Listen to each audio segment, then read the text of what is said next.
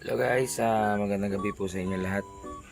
Yan, share ko lang po, meron po akong ginawang gamot para po sa paos. Yan, kapag may mga singer dyan na pagod na yung boses, na mamaos, pwede nyo pong gawin to. Maghiwa po kayo ng luya. Tapos haluan nyo po ng bawang. Kasi ang bawang antibiotic po yan eh.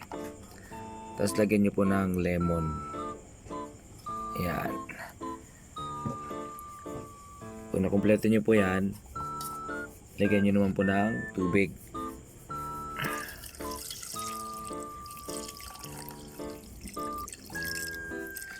Ayan, lalagaan mo lang yan. Ayan, meron ako ditong African leaf.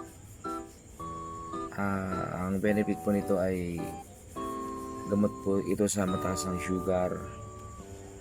Tapos may mga uric acid sa pangpawala ng gana kumain. Yan, medyo ano siya, pwede siya pampapayat. Yan, lulubungin lang siya. Medyo paus po yung aking boses ngayon kasi ilang gabi po akong puyat sa kantahan. Yan, pag kumulo na po yan, ihalo po natin tong royal. Yan, sa halip na asukal yung ilagay natin, ito na lang royal. Yan, pag kumulo yan, inilagay nyo na ng royal, pwede nyo na pong gawing parang kape ganon. Yan, namnamin nyo yung init para mawala yung ating paos, yung ating plema. Yan, subukan ko na po nga pakuluin.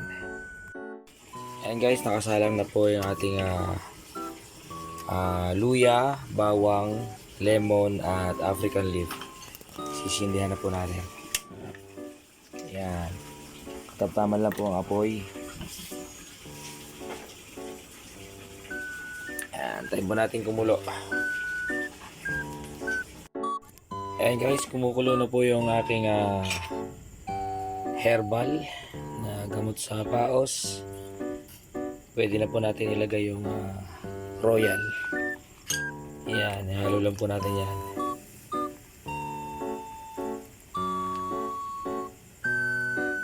Pakulo na rin. Siyempre magtira ka ng konti para inumin. Sarap pala. Ayan, lakasan natin ng konti apoy.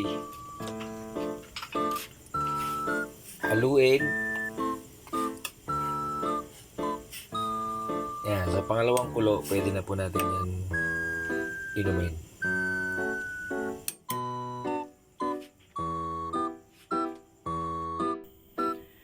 Ayan guys, okay na po yung ating lemon na may halong luya, bawang at African leaf.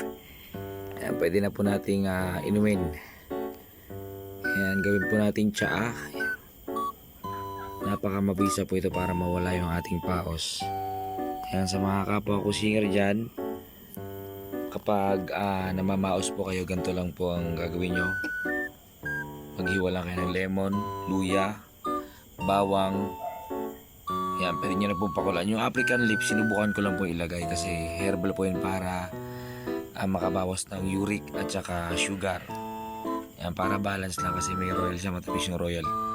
Yan, pwede na po natin inumin. Napakamabisa po nitong gamot sa paos. Gawin nyo po to pagka paos po kayo. Siyempre di natin maiwasan na mamaos tayo dahil kumakanta tayo sa gabi na abot na madaling araw. Kaya kailangan alagaan natin yung ating boses. Sigurado ako bukas malinaw na ulit ang boses ko. Ayan, try natin guys, inumin natin to.